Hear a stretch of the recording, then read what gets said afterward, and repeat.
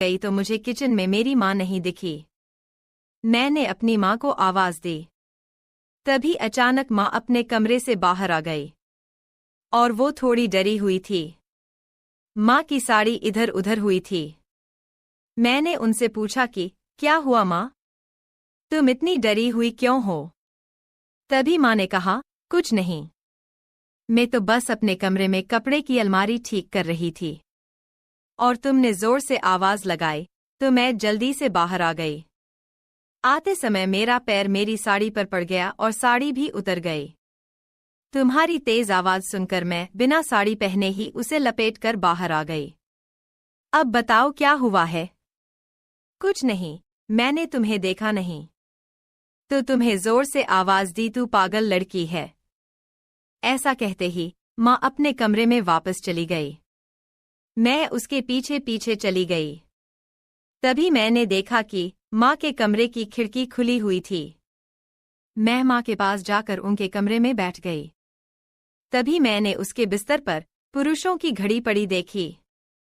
जब मैंने अपनी माँ से इस बारे में पूछा तो उन्होंने बताया कि हमारा सचिन कहीं से कुछ भी ले आता है। यह घड़ी उसके स्कूल जाने से पहले यहीं पड़ी थी। डॉक्टर महोदया, आपने अभी केवल अपनी चिकित्सा शिक्षा पूरी की है, रिजल्ट आना अभी बाकी है। माँ ने कहा, फालतू सवाल मत पूछो। अगले दिन माँ का चचेरा भाई सागर घर आया। माँ का कोई सगा भाई नहीं था। जब मेरे पिताजी थे तब भी मैंने सागर मामा को घर आते देखा था। सागर मामा कई महीनों के बाद हमारे घर आए। उन्होंने कहा कि गांव की पंचायत में कुछ काम है और इसके लिए वो कुछ दिन हमारे घर पर ही रुकने वाले हैं। एक दिन जब हम खाना खा रहे थे तो माँ हम सब के लिए खाना बना रही थी। जैसे ही माँ मामा के प्लेट में खाना डाल रही थी, मामा ने अचानक माँ का हाथ पकड़ लिया। लेकिन जैसे ही मेरी नज़र उन दोनों पर पड़ी तो मामा ने झट से माँ का हाथ छोड़ दिया। मेरी माँ दिखने में बहुत सुंदर थी। हमारे पिता ने उन्हें बहुत कम उम्र में ही छोड़ दिया था। मेरी माँ की शादी बहुत कम उम्र में हो गई थी। माँ केवल 32 साल की थी। ऐसा कोई नहीं कहेगा कि उसके 3 बच्चे हैं। मैं खाना खाते हुए मामा को देख रही थी। वह माँ की ओर देख रहे थे। खाना खाने के बाद रसोई में बर्तन धोते समय मैंने माँ से कहा, माँ, मामा आपको बार बार देख रहे थे, मुझे यह बिल्कुल पसंद नहीं है। उसे कल अपने घर से जाने के लिए कहो। इतना कहते ही माँ बोली, ज्योति बेबी, हमें सिर्फ किसी के देखने से उसे गलत समझना नहीं चाहिए। वह मर्द है, गलती से मेरी तरफ नजर पड़ गई होगी। अब तुम्हारे पिता नहीं रहे, हमें कभी भी किसी की भी जरूरत पड़ सकती है। ऐसे ही रिश्ते को तोड़ा नहीं जा सकता। माँ सही थी। मामा जी की नज़र गलती से उस पर से पड़ गई होगी। मैं माँ को लेकर कुछ ज्यादा ही चिंतित थी, तो मैंने जरूर मामा की बुरी नज़र देखी होगी। उस दिन आधी रात को मैंने मामा को घर से निकलते हुए देख लिया। मैं बाहर गई तो वह माँ के कमरे की खिड़की के बाहर चक्कर लगा रहा था। उसने मुझे देखा और तुरंत घर के अंदर चला गया। अगली सुबह मामा अपने काम के लिए घर से निकल गए। उसके बाद मैं अपने दोस्त के घर चली गई। मेरी दोस्त अंजलि के घर पर एक लैपटॉप था और इसीलिए मैं उसके पास जाती थी। मुझे अपनी पढ़ाई के लिए एक लैपटॉप की जरूरत थी और यह हमारे घर में नहीं था। उस दिन मैं घर गई, आज भी दरवाज़ा अंदर से बंद था। मेरे घंटी बजाने के 30 मिनट बाद माँ ने दरवाज़ा खोला। माँ ने मुझे देखकर कहा कि आज तुम जल्दी आ गए। माँ सुबह नहा चुकी थी, फिर भी वो दोबारा नहाने चली गई थी। शायद वह घर के काम से थक गई थी। मैं अक्सर रात में देर तक जागती रहती थी। हम 3 भाई बहन एक कमरे में सो रहे थे। माँ का कमरा दूसरा था। कभी कभी छोटा भाई भी उसके साथ सोता था। आज रात मैं बहुत देर तक जागकर अपना मोबाइल देख रही थी। अचानक मुझे माँ के कमरे का दरवाज़ा खुलने की आवाज़ आई। मैं बाहर गई तो देखा कि मामा अपने कमरे से बाहर आ रहे हैं। उसने अपनी कमीज सीधी की और माँ के कमरे से बाहर चला गया। उनको ऐसे जाते देख मैं माँ के कमरे में गई। मैंने माँ से कहा, माँ, मामा यहाँ क्यों आए थे? फिर वो बोली कि कुछ नहीं, वो ऐसे ही आ गया था। जब तक मामा यहाँ है मुझे माँ सुरक्षित नहीं लगती। उसे अपनी निगरानी के लिए एक आदमी की जरूरत थी। इसलिए अगले दिन मैंने अपने दादाजी को घर पर बुलाया। मैंने उन्हें कुछ दिनों के लिए हमारे घर पर रहने के लिए बुलाया। घर में दादाजी होंगे तो मम्मी थोड़ा डरेंगी। जब मेरे दादाजी घर आए तो मेरा काम हो गया, क्योंकि दादाजी घर में सभी पर नजर रखते थे। हमारा घर बहुत बड़ा था। दादाजी को वहां रहने में कोई दिक्कत नहीं थी। हमने उन्हें घर में एक कमरा दे दिया। एक बार मैं सुबह जल्दी 3 बजे उठ गई। मैं जल्दी उठकर बाहर आंगन में बैठ गई। मैं अपने कमरे से बाहर आई तभी मैंने देखा कि माँ अपनी साड़ी पकड़कर दादाजी के कमरे से बाहर निकल रही थी और वह अपने कमरे में जा रही थी। सुबह 3 बजे बहुत अंधेरा था। उस अंधेरे में माँ ने मुझे देखा नहीं। वह दादाजी के कमरे में क्यों गई थी? क्या माँ सारी रात दादाजी के कमरे में ही थी? मैं सुबह माँ से इसके बारे में पूछा। उसने मुझसे कहा कि मैंने तुमसे पहले ही कहा था कि तुम्हें घर में ज्यादा जासूसी नहीं करनी चाहिए। क्या तुम मुझ पर नजर रख रही हो? दादाजी को सुबह सुबह पानी चाहिए था तो मैं देने गई थी। माँ मुझसे बहुत नाराज थीं। मैं अब उस पर नजर नहीं रखूंगी, यही मैंने तय किया। लेकिन फिर 2-3 दिन बाद मैं दोपहर को अपनी दोस्त के पास से घर आ गई तो आज मुझे माँ की साड़ी फिर से फटी हुई नजर आई। तब दादाजी भी घर में थे। शायद काम करते समय उसकी यही हालत हुई होंगी। ऐसा सोचकर मैंने उस पर ध्यान नहीं दिया। एक बार मेरी माँ मेरे दादाजी के साथ सब्जियां खरीदने बाजार गईं। मैं घर पर अकेली थी।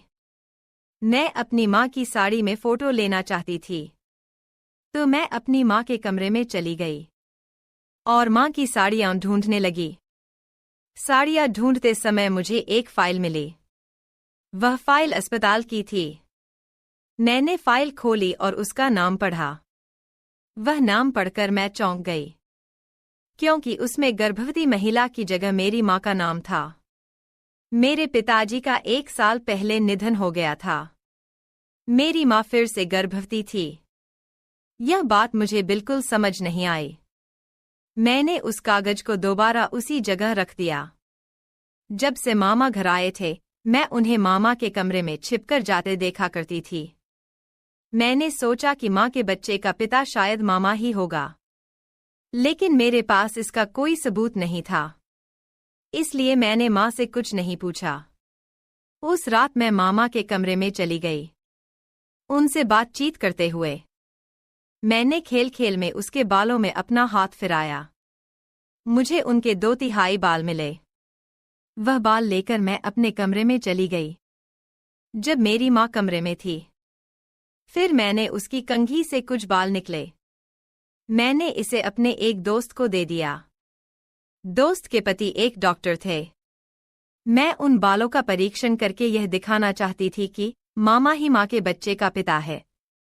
2 दिन बाद टेस्ट का रिपोर्ट वापस आया तो रिपोर्ट देखकर मैं हैरान रह गई, क्योंकि माँ के गर्भ में जो बच्चा था वो मामा का नहीं था।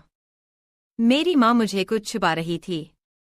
वह गर्भवती थी, लेकिन बच्चे का पिता कौन था ये मुझे समझ नहीं आया। माँ के कुछ दस्तावेजों से मुझे शक हुआ। कुछ दिन बाद मैंने देखा कि मामा रात को माँ के कमरे की खिड़की से झांक रहे थे और वीडियो बना रहे थे। मैंने उसे रंगे हाथ पकड़ लिया और उसका वीडियो भी बना लिया। मामा मुझे देखकर डर गए। मैं यह भी समझती हूं कि जिस डॉक्टर को मैंने डीएनए जांच के लिए सैंपल दिया था वह डॉक्टर मामा का दोस्त है। मामा ने जरूर वह रिपोर्ट बदल दी होगी। मुझे उस आदमी पर शक था। मैंने उसे माँ के कमरे में चोरी छिपे घुसते हुए रंगे हाथों पकड़ लिया। मैंने उनसे कहा, मामा, आप तो माँ के भाई हो, आपको अपने रिश्ते के बारे में पता नहीं है क्या? तुमने मेरी माँ को इतनी गंदी नजर से देखा। अब मैं तुम्हें पुलिस के हवाले कर दूंगी। आपका बच्चा मेरी माँ के गर्भ पल रहा है। तुम मामा नाम पर कलंक हो। मेरे इतना कहते ही मामा बोले, ज्योति तुम क्या बात कर रही हो? मेरी नजर तुम्हारी माँ पर थी, पर बुरी नहीं, अच्छी थी। मुझे उससे प्यार था। मैं उससे शादी करके तुम्हारा और उसका ख्याल रखने को तैयार था। अब मैं उसके प्रति अपने प्यार का इजहार करने के लिए यहाँ आया हूँ। लेकिन यहाँ जो मैं देख रहा हूँ, उससे मैं उससे बिल्कुल भी प्यार नहीं करता।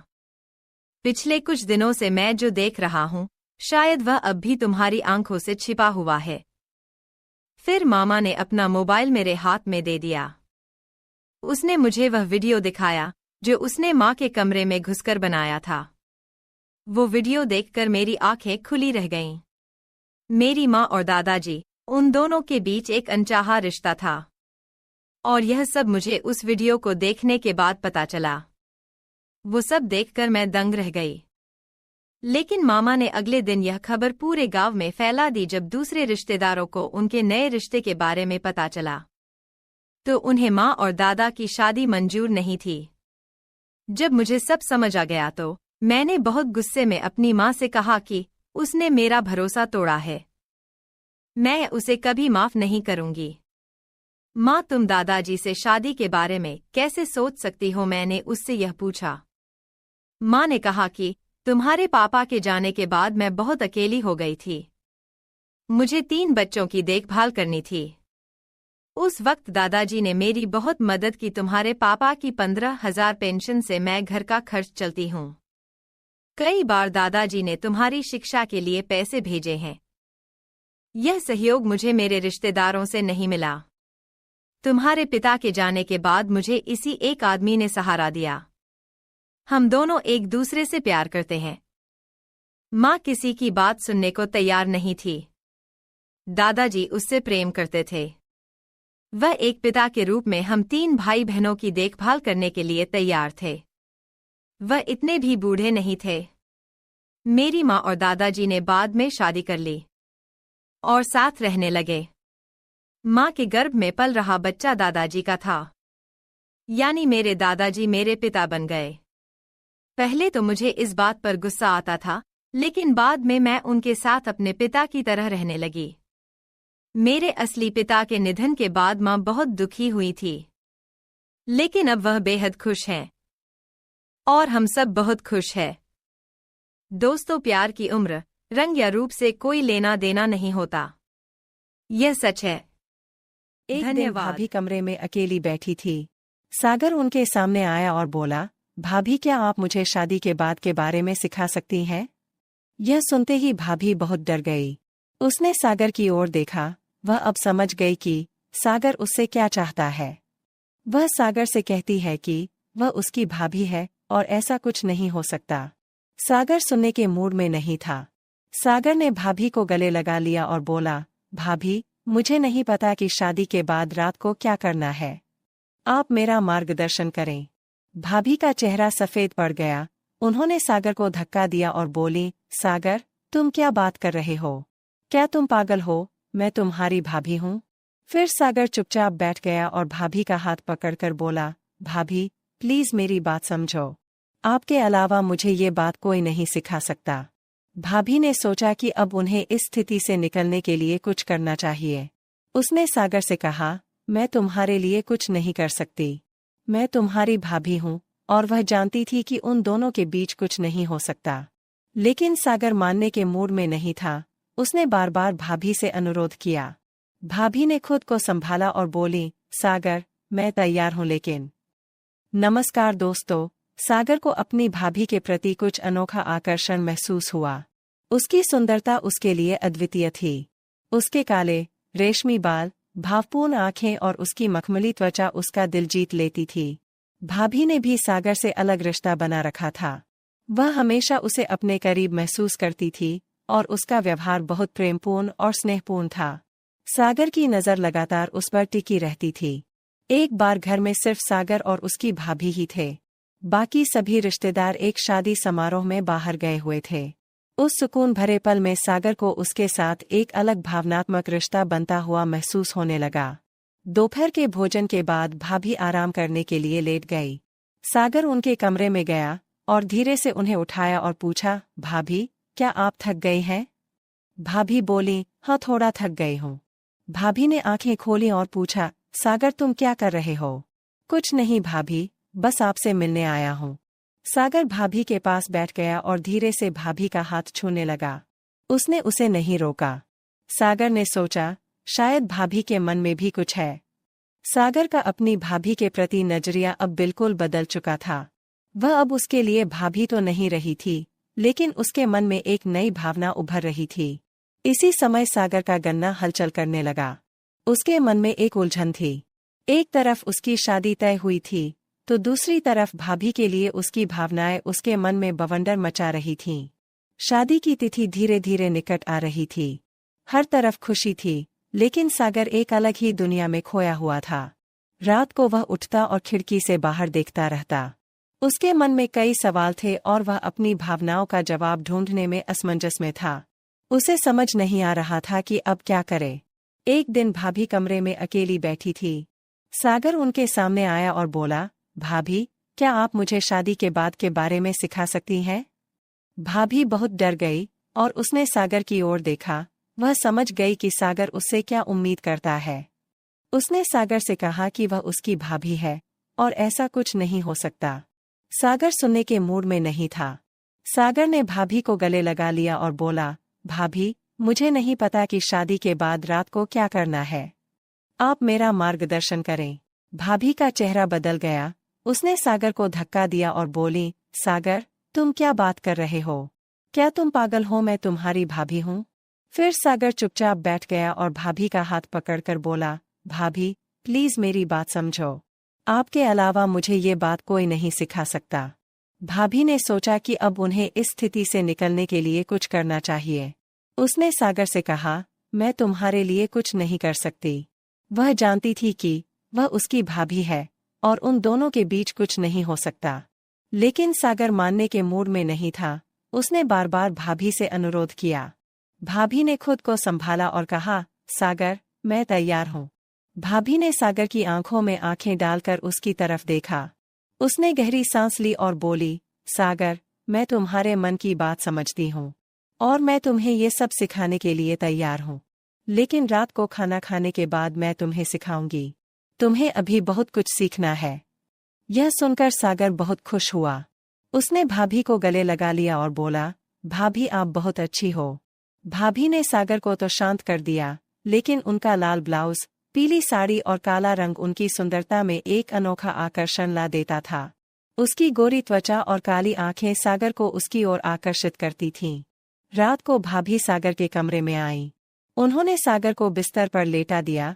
भाभी ने सागर के गाल पर हाथ रखा और बोली, सागर, आज मैं तुम्हें बहुत कुछ सिखाती हूँ। उसने धीरे से बटन खोल दिया। सागर यह देखकर आश्चर्यचकित रह गया। भाभी अभी भी तरोताजा और आकर्षक लग रही थीं। उसने सागर को अपने पास खींच लिया और उसके कान में कुछ फुसफुसाने लगी। सागर शर्म से लाल हो गया। उसे लगा कि आज उसकी जिंदगी का खास पल है।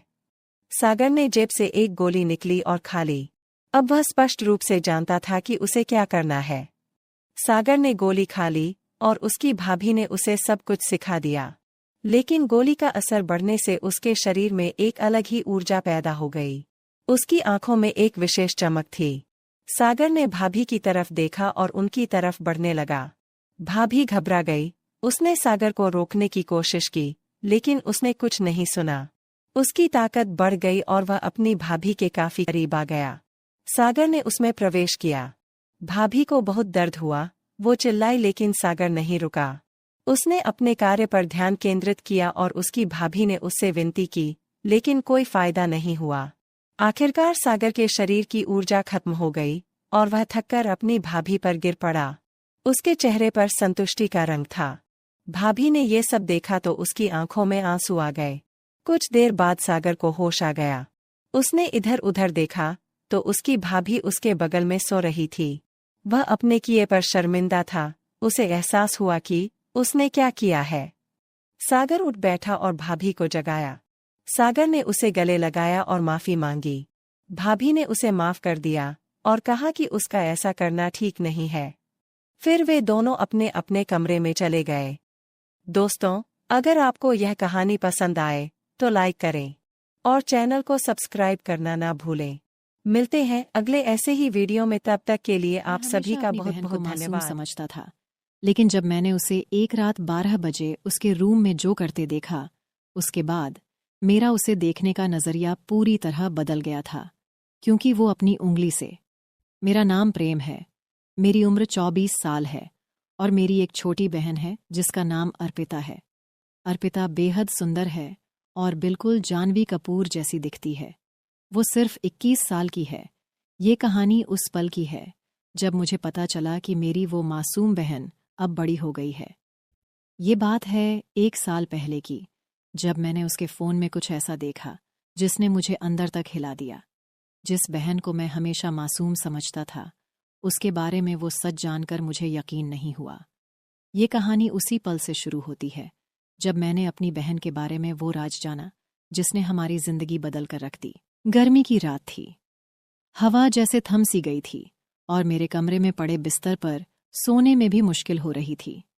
प्यास के मारे मेरी नींद खुल गई और जैसे ही मैंने पानी की बोतल उठाने की कोशिश की, पता चला कि वो खाली थी। वक्त देखा तो रात के ठीक 1 बज रहे थे। नींद की खुमारी में मैं रसोई की ओर बढ़ा, जहां पानी की ठंडी बोतलें रखी होती थीं। तरफ जाते हुए मैंने देखा कि मेरी बहन अर्पिता के कमरे की लाइट जल रही थी। ये देखकर मैं थोड़ा हैरान हुआ, क्योंकि अर्पिता हमेशा सोते वक्त लाइट बंद करके सोती थी। हमारे घर में ये नियम था कि सभी को सोते समय लाइट बंद रखनी चाहिए और अर्पिता इस नियम का सबसे ज्यादा पालन करती थी। मैंने सोचा कि शायद वो लाइट बंद करना भूल गई होगी। अपनी बोतल में पानी भरते हुए मैंने मन ही मन सोचा कि उसकी लाइट बंद करके उसे आराम से सुला दूं। जैसे ही मैं उसके कमरे का दरवाज़ा खोलने लगा, एक अजीब सी बेचैनी मेरे अंदर घर कर गई। क्या अर्पिता जाग रही होगी या फिर वो सिर्फ नींद में लाइट छोड़कर सो गई होगी? दरवाज़ा खुलते ही जो मैंने देखा, उसने मुझे अंदर तक हिला दिया। अर्पिता अपने बिस्तर पर बैठी थी। उसके चेहरे पर एक गंभीरता थी और वो अपने फ़ोन की स्क्रीन में कुछ देखने में पूरी तरह मग्न थी। रात के इस समय, जब हर कोई गहरी नींद में था, अर्पिता का यूं जागना और फ़ोन पर इस तरह से कुछ देखना बेहद अजीब लगा। जैसे ही मेरी नज़र उस पर पड़ी, उसने फटाफट फ़ोन को छुपा लिया और उसकी आंखों में डर की एक झलक साफ दिखी। उसकी ये हरकत इतनी अप्रत्याशित थी कि मैं एक पल के लिए समझ नहीं पाया कि क्या कहूँ। अर्पिता, जो हमेशा शांत और संयमित रहती थी, उसके चेहरे पर इस वक्त चिंता और घबराहट की लकीरें साफ नजर आ रही थीं। मैंने धीरे से पूछा, अर्पिता, सब ठीक है? इतनी रात गए जाग रही हो? अर्पिता ने एक झटके में जवाब दिया, हाँ, बस नींद नहीं आ रही थी। लेकिन उसकी आवाज़ में जो कंपकंपी थी, उसने मेरी जिज्ञासा को और बढ़ा दिया। वो मुझसे कुछ छुपा रही थी, लेकिन क्या? ये जानने की ललक अब मेरे दिल में गहराती जा रही थी। मैंने सोचा कि शायद ये कोई मामूली बात हो, लेकिन उसके चेहरे की हवाइयाँ कुछ और ही कह रही थीं।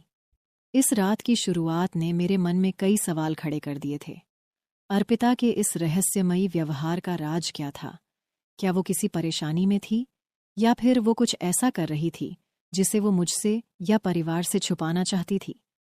उस रात के बाद से अर्पिता का वो विचित्र व्यवहार मेरे मन से हट ही नहीं रहा था। हर बार जब मैं उसे देखता, उसकी वो घबराई हुई नज़रें मुझे याद आ जातीं। मेरे मन में एक सवाल उभर रहा था कि आखिर वो रात के अंधेरे में ऐसा क्या कर रही थी जो उसे मुझसे छुपाना पड़ा। कुछ दिनों बाद जब एक मौका मिला और अर्पिता अपने कमरे में नहीं थी, मैंने उसका फ़ोन उठाया।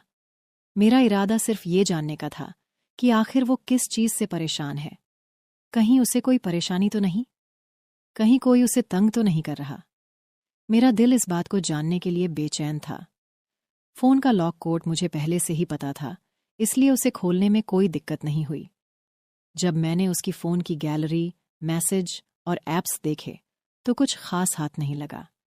सब कुछ सामान्य था। ऐसा कुछ भी नहीं मिला जो उसकी उस रात की हरकत को समझा सके। लेकिन फिर मैंने सोचा कि शायद उसकी इंटरनेट हिस्ट्री में कुछ हो।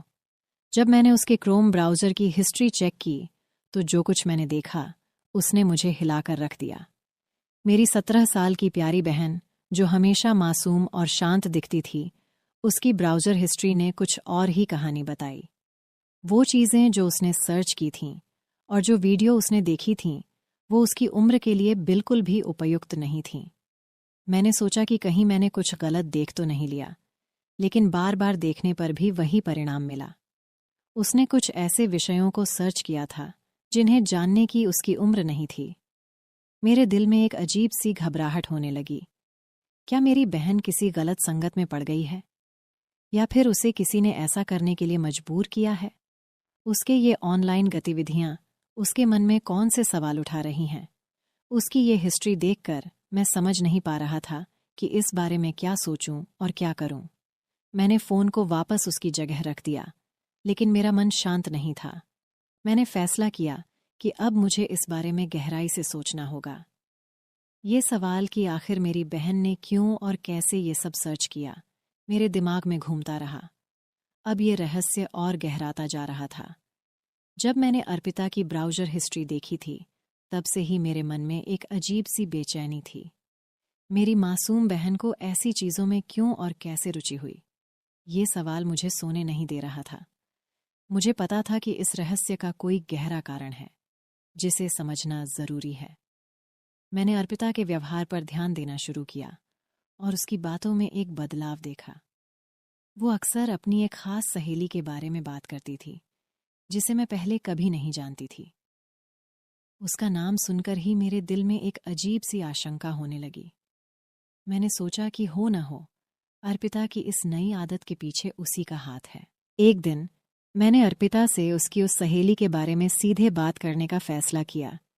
मैंने उससे हल्के फुल्के अंदाज में पूछा, तुम्हारी वो नई सहेली कौन है? तुम्हारे साथ हमेशा उसका जिक्र सुनती हूँ। अर्पिता ने थोड़ा हिचकिचाते हुए बताया, वो मेरी क्लास में नई आई है, काफ़ी मस्तीखोर है और बहुत बातें करती है। मुझे उसकी बातों से ज़्यादा कुछ नहीं पता चला, लेकिन मेरी छठी इंद्री ने कहा कि ये वही लड़की है जिसने अर्पिता को गलत रास्ते पर धकेला है। कुछ दिनों बाद मैंने अर्पिता के फ़ोन की हिस्ट्री को फिर से खंगालने की सोची, इस बार और गहराई से। मैंने कुछ और भी चौंकाने वाले सबूत पाए। अर्पिता की सहेली ने उसे कुछ ऐसे वीडियो दिखाए थे जो उसकी उम्र और समझ से परे थे। ये वो वीडियो थे जो किसी भी नासमझ किशोरी के लिए सही नहीं थे। इसके अलावा मैंने ये भी देखा कि वो सहेली अर्पिता को सिर्फ वीडियो दिखाने तक ही सीमित नहीं थी। वो एक बहुत ही बिगड़ी हुई लड़की थी, जिसे सही गलत की कोई परवाह नहीं थी। वो लड़कों को फंसाने और उनके साथ गलत काम करने में भी माहिर थी। उसने अर्पिता को ऐसे कई किस्से बताए थे जो अर्पिता के मासूम दिमाग को विचलित कर रहे थे। ये सब जानकर मेरा दिल टूट गया। मेरी मासूम बहन, जिसे मैं हमेशा सही रास्ते पर चलने की सलाह देती थी, इस तरह की गंदी आदतों में फंस चुकी थी। और इसका कारण थी वो सहेली, जो उसे अपने जैसा बनाना चाहती थी। अब मुझे अर्पिता को इस दलदल से बाहर निकालना था। मैंने फैसला किया कि सबसे पहले मुझे उस सहेली से अर्पिता की दूरी बनानी होगी, और उसके बाद मुझे अपनी बहन को प्यार और समझदारी से समझाना होगा कि वो किस राह पर चल पड़ी है और उसे किस तरह से वापस सही रास्ते पर लौटना है। इस तरह मैंने अपनी बहन को उस गलत संगत से बचाया और उसे जीवन के सही रास्ते पर लाने की कोशिश की। ये सफ़र आसान नहीं था, लेकिन मेरा प्यार और समझ ही उसकी ढाल बने। अंत में अर्पिता ने उस सहेली से दूरी बना ली और अपनी गलतियों से सीखा। ये अनुभव हमारे रिश्ते को और मजबूत बना गया। इस कहानी से हमें ये सीखने को मिलता है कि गलत संगत कितनी जल्दी और आसानी से हमें गलत रास्ते पर ले जा सकती है। लेकिन अगर परिवार का